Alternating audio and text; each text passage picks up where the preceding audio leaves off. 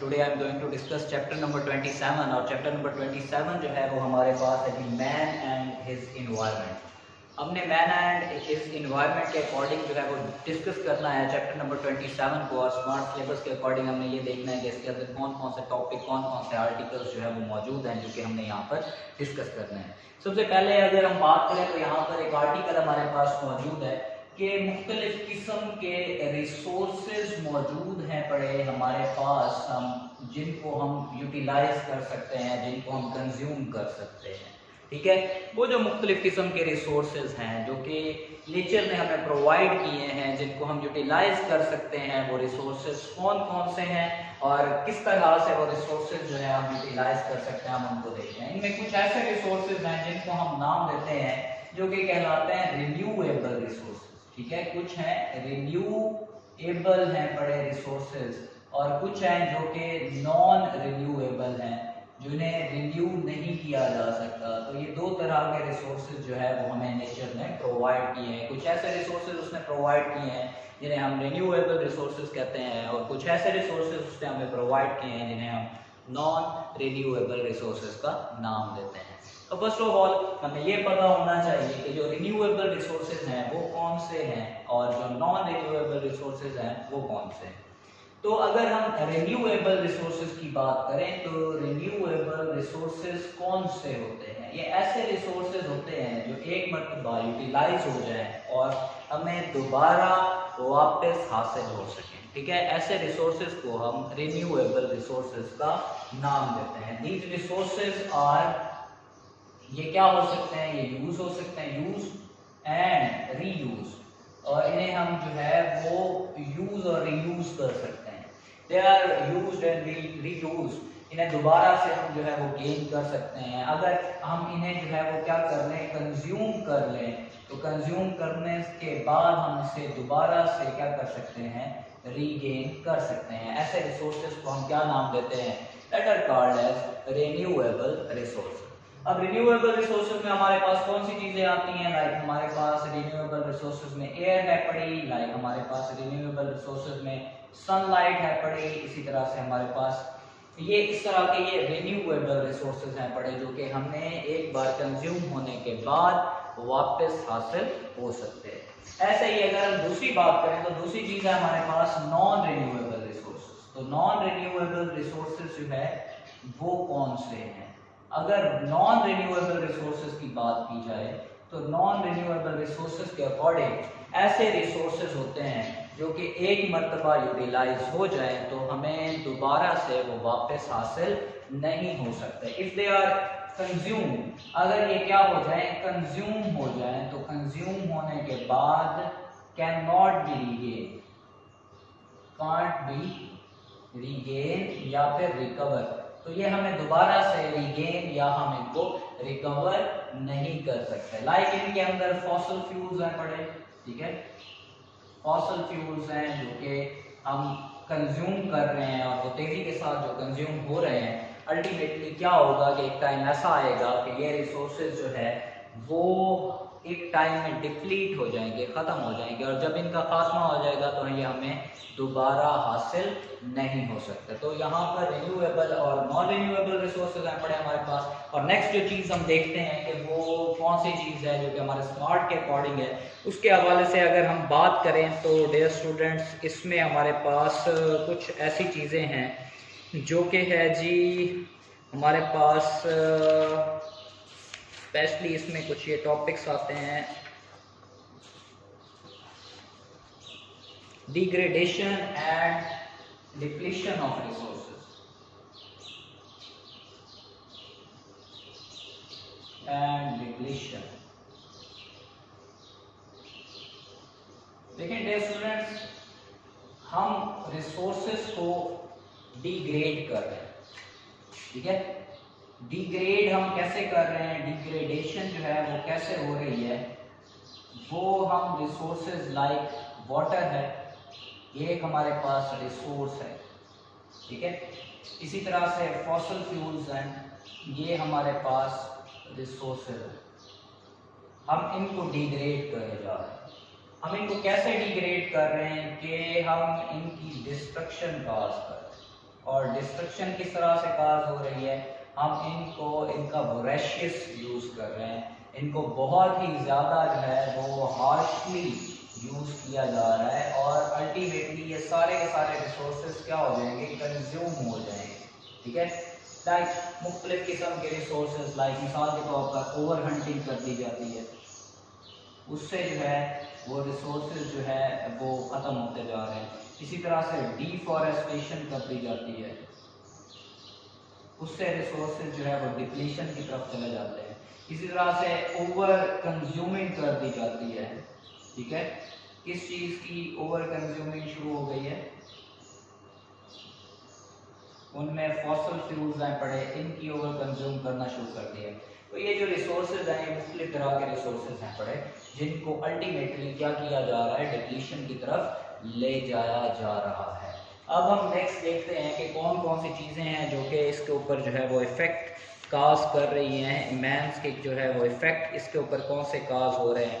हमारे पास यहाँ पर एक आर्टिकल आता है, that is the deforestation.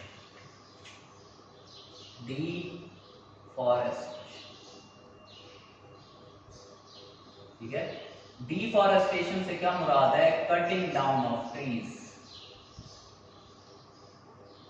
Cutting down of trees. जब हम ट्रीज को काट रहे हैं तो ये क्या कहलाता है, डिफॉरेस्टेशन। और इस कटिंग डाउन ऑफ ट्रीज से क्या होता है, इससे बहुत सारी जो स्पीशीज होती हैं उन स्पीशीज को हार्श इफेक्ट्स देखने को मिलते हैं। ठीक है, वो हार्श इफेक्ट्स कैसे देखने को मिलते हैं स्पीशीज के ऊपर, इनके ऊपर बहुत ज़्यादा हार्श इम्पैक्ट पड़ते हैं कि इनका जो हैबिटेट होता है वो हैबिटेट डिस्ट्रक्ट होता है, उसकी डिस्ट्रक्शन शुरू हो जाती है, वो तबाह हो जाता है, हैबिटेट की डिस्ट्रक्शन काज हो जाएगी। साथ ही साथ हैबिटेट की डिस्ट्रक्शन के साथ बहुत सारी स्पीशीज जो हैं वो क्या होंगी, वो डैमेज होंगी, उनको जो है वो बहुत ज़्यादा डैमेज होगा। बहुत सारी इम्पोर्टेंट प्लांट, साथ ही साथ एनिमल की जो वैरायटीज हैं वो भी क्या होंगी, वो डैमेज हो जाएंगी। किसकी वजह से डैमेज होगी, due to the deforestation. Deforestation क्यों की जाती है, ये लंबर, ठीक है, वुड, टिम्बर, ये चीज़ें हासिल करने के लिए डिफॉरेस्टेशन हो जाती है और ये चीज़ें अल्टीमेटली हमें नुकसान पहुंचाती है। ठीक है, इसकी वजह से क्या हो रहा है, इसकी वजह से इन्वायरमेंट, मेंटल कंडीशंस जो हैं वो क्या होती जा रही हैं, वो चेंज होती जा रही है। ठीक है, इसका एक बहुत बड़ा ये इम्पैक्ट है इन्वायरमेंट के ऊपर। इन्वायरमेंट बहुत ज़्यादा डैमेज होता जा रहा है। साथ ही साथ अगर हम इन्वायरमेंट की बात करें तो यहाँ पर जो है इन्हीं कटिंग डाउन ऑफ ट्रीज की वजह से फ्लडिंग काज हो रही है, ग्लोबल वार्मिंग काज हो रही है। तो ये चीज़ें जो है वो अल्टीमेटली क्या कर रही हैं, डैमेज काज कर रही हैं डिफॉरेस्टेशन की वजह से। यहाँ पर एक टर्म अक्सर यूज की जाती है, that is reforestation. What is reforestation? ठीक है, ये रीफॉरेस्टेशन से मुराद है जंगल को दोबारा लगाना, दोबारा बिल्ड करना, फॉरेस्ट दोबारा बिल्ड करना, लेकिन उस जगह पे बिल्ड करना जहाँ पर पहले जंगल था उसे काट दिया गया था। ठीक है, जहाँ पर फॉरेस्ट क्लियर एरिया जो था वहां पर क्या करना, न्यू फॉरेस्ट जो है उसको बिल्ड करना, ये बेसिकली क्या कहलाता है, that is called as reforestation. इसे हम किस चीज़ का नाम देते हैं, रीफॉरेस्टेशन का नाम देते हैं कि आपने रीप्लांटेशन जो है वो ट्री की कर दी है। तो अब आगे हम चलते हैं कि फॉरेस्ट जो है, इनके हवाले से फॉरेस्ट किस तरह से इम्पोर्टेंट है बड़े। फॉरेस्ट की अगर हम इम्पोर्टेंस की बात करें तो फॉरेस्ट किस लिहाज से जो है वो इम्पोर्टेंट कैटेगरी में आते हैं, हम इसको देखते हैं। इनकी इम्पोर्टेंस किस तरह से है, इम्पोर्टेंस ऑफ फॉरेस्ट। देखें जी, ये एक तो क्या कर रहे हैं फॉरेस्ट, ये हमें टिम्बर प्रोवाइड कर रहे हैं, ये हमें हमें वुड प्रोवाइड कर रहे हैं, ये हमें बहुत सारे जो है वो जड़ी बूटियाँ मेडिसिन के लिहाज से जो है वो बहुत ज़्यादा इम्पोर्टेंट हैं, बड़ी उस इंडस्ट्री को जो है ये चला रहे हैं। इसी तरह से हमें यहाँ से जो है वो हनी हासिल होता है और बहुत सारी चीज़ें जो है वो यहाँ से हासिल होती हैं फॉरेस्ट से। साथ ही साथ फॉरेस्ट की मदद से जो है ये एक इन्वायरमेंटल बफर का काम कर रहे हैं, और इन्वायरमेंटल बफर जो है वो क्या करते हैं, इन्वायरमेंट को कंट्रोल कर रहे हैं। ये इन्वायरमेंट की स्पेसिफिकली पीएच को कंट्रोल कर रहे हैं और रेन फोरकास्ट करने में हेल्पफुल रोल परफॉर्म करते हैं फॉरेस्ट। इसी तरह से ये ज़मीनी कटाव से बचाते हैं, ये सॉयल जो अराइयन है उससे बहुत ज़्यादा सेफ है। तो यूँ ये फॉरेस्ट की कुछ इम्पोर्टेंस थी पड़ी। और इसके बाद हम आगे चलते हैं जी, हमारे पास है पड़ा ओजोन लेयर की डिप्लीशन। What is ozone?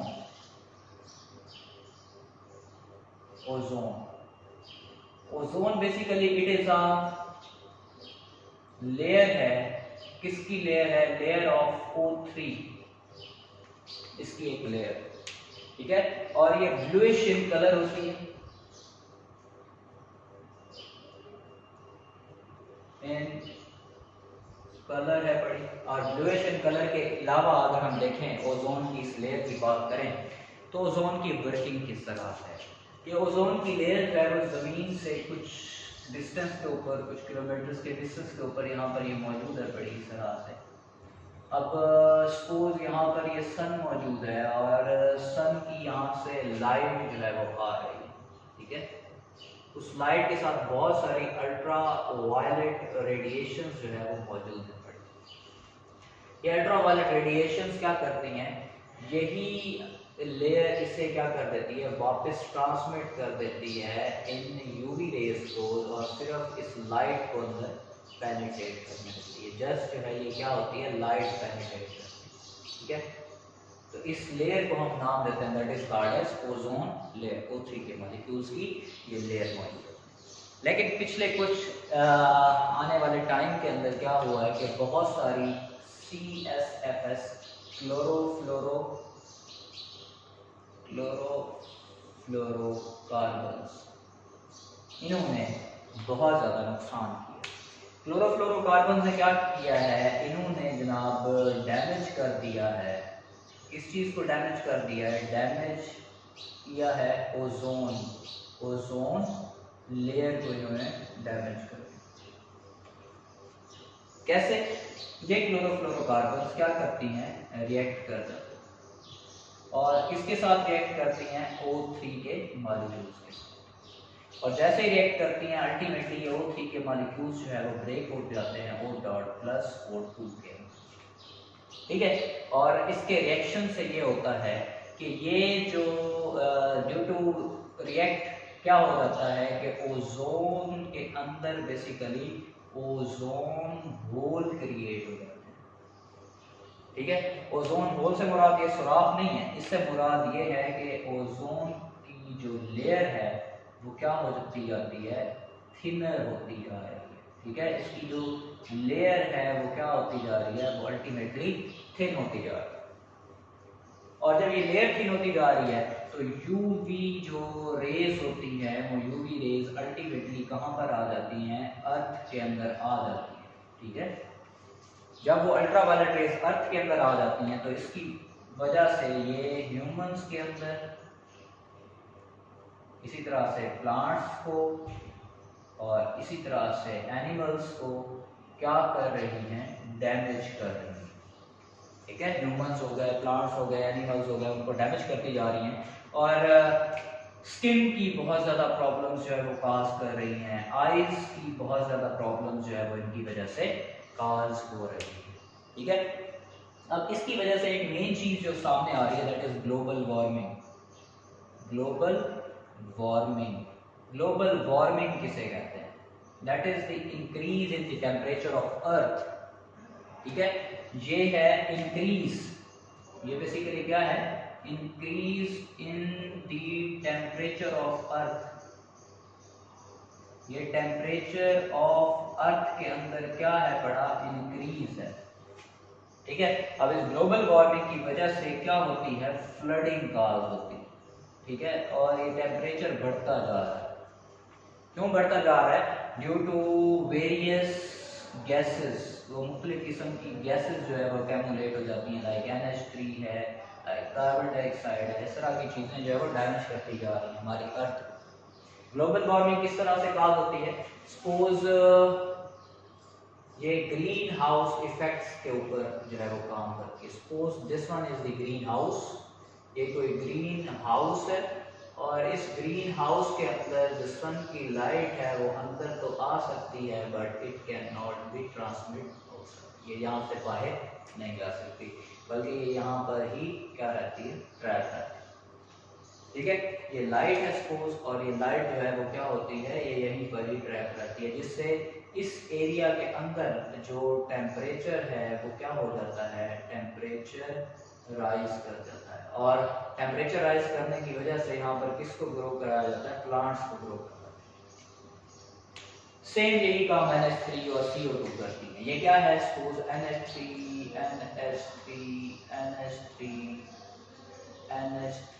ये कर रही है, ठीक है।